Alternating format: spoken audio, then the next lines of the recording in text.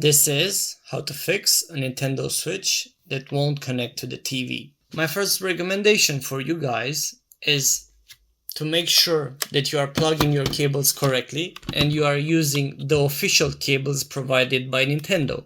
If you are using third-party cables for the power supply or HDMI, there is a slight chance that your Switch isn't connecting to the TV because of that. So open this case right here, and on the AC adapter, plug the Type-C cable provided by Nintendo.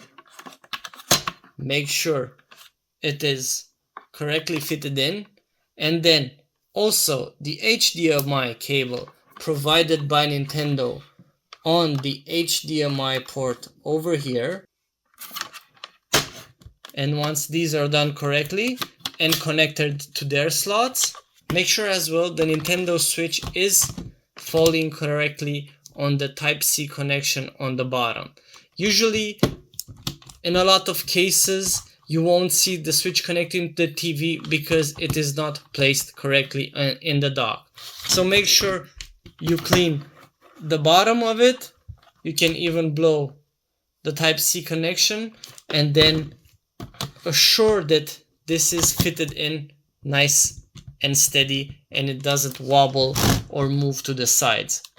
Also, check on your TV that you are using the right HDMI input. So depending on which slot of HDMI you connected your Switch to the TV, switch to that. If these don't work, you can try another method of doing a soft reset on your Nintendo Switch by long pressing this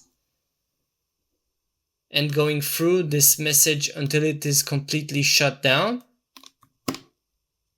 You'll notice that when I open it right now, it will do the initial boot up of Nintendo, and then try to connect this to the TV again by fitting it nice and steady on the dock again. Now you know how to fix a Nintendo Switch that won't connect to the TV.